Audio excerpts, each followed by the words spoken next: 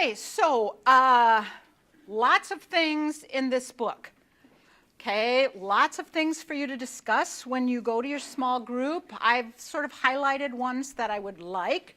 Did you come up with anything fun when you went through all of the different things that Jesus taught us last week? Make you think a little more about how you live your life? I think that's one of the things that I hope comes out of this study, is not that we are just incredibly overwhelmed by God and the awesomeness of God, which, yes, we are, when we stop and really think that God is everywhere in everything, and God chose to come and live among us as Jesus. This time of year is always a really good time to do more thinking about Jesus, I think, because it's Lent and because we are getting close to the most wonderful day of the year, which is Easter. Christmas is nice. Easter is the biggie, okay? But we don't want to forget Good Friday, because Easter means nothing without Good Friday. And so during Lent, in lots of different ways, we are taking the journey to the cross with Jesus. So all these different things about him, I think, are a lot of fun and just can be overwhelming, because God is God, we are not. And when we stop and think about how awesome God is, sometimes it's like jaw-dropping, right? Am I right? Who says that all the time? Doesn't somebody say that all the time? Never mind. Okay, moving on. We're going to watch the video. And the sheets that I handed out for you are kind of highlights of the video. So there are two places. There's a place in your book on page 30 where he has listed, a sentence or two about what's in the video that you can jot down comments there. Or I've left space, a lot of space, on what I've printed out for you, which is pretty much going through the video of things that I want you to think about. Okay, so you can keep up and jot notes by the stuff that's on the sheet or in your book, wherever you would like. So we will watch part 2, A Revolution of Humanity. I know last week I heard lots of comments from you about, I never thought about that, I never thought about that, I never thought about that. And this week he talks about some other wonderful things. So let's watch the video. He really covers a lot of stuff, doesn't he? A lot of stuff. And that's really pretty wonderful. I want to talk about the dignity gap a little bit. It's on page 8. Do we still have the dignity gap? Yes, very obviously, don't we? And I thought his way of putting it, we have the list of people who actually have a description down to the craftspeople, and then everyone else was pretty much the dregs. That would include the shepherds who went to Jesus, people like that. And then the next part, his bestowed worth, with the story of baby tweezers. I think we've all been around baby dolls that have no life left in them, and yet that's what the child reaches for. It's bestowed worth. They love it. Jesus was something that was called a mamzer in those days. We don't ever really talk about this much, but Jesus was the child of a single mother. And that was a stigma, of course. Even though they were engaged, they were not married. And there are lots of children who are born in that state now. We have lots of different names for them also. But we need to remember that they all have bestowed worth. They are all loved just because. Okay, I want to totally change exactly what we're doing right now. I was looking for something else, and you know how that leads you to something else, and to something else, and to something else that you hadn't planned out at all. You all probably remember Robert Fulghum, who wrote All I Really Needed to Know I Learned in Kindergarten. He's one of these people who, you know, when you read his job description of who he is, it's like this long. I was a painter, I did this, I taught school, I was a pastor, I worked in a bar. You know, he's got all these different things. Those who need bestowed worth, those who are sort of the left out, the dregs of society.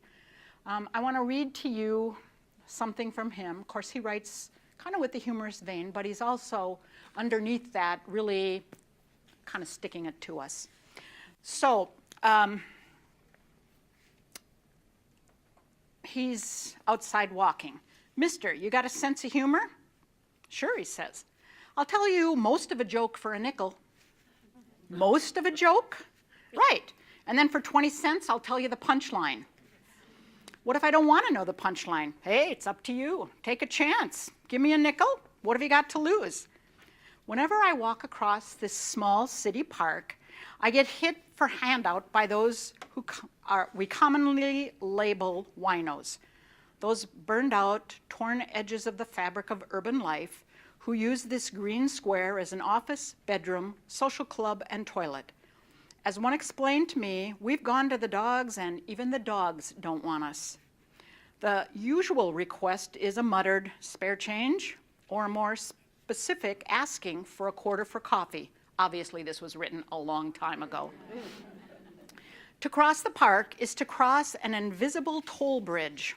I pay, and sometimes get a kind of fraternal blessing for my coin. God bless you, brother.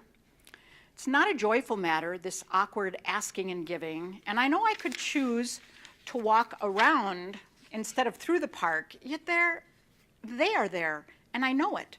I have spare change, and they know it. So we do what is to be done in the world as it is just now. No matter what one does on behalf of the down and out and homeless, there is always this inescapable one human being to another engagement. This asking hand outstretched. At those times, I cannot walk by and think or say that I gave money to some fund and voted for some laws and that I've done enough. I'd like to, but it just doesn't work that way.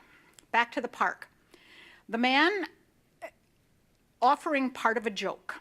I gave him a nickel, and he gave me a tale about a rabbi, a nun, a pig, and a chicken in a phone booth in Detroit.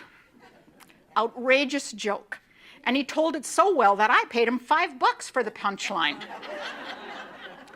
It was a bargain. I laughed most of the rest of the afternoon as the story came back to mind, and I sent a few friends around to the park to check it out. I wasn't about to tell them the joke or the punchline for free. The next day, I learned that a small-scale vaudeville show was now part of the life of the park.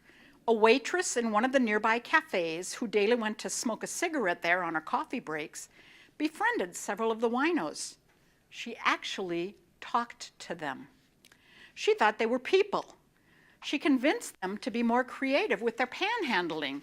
They could be making twice as much for the same effort and have some fun as well. Why not? What did they have to lose? This explains Mr. Part of a Joke. Other offerings from the cast include short poems, songs, advice, directions, excuses, card tricks, and quick fortunes. One guy offers to laugh with you or at you for 25 cents.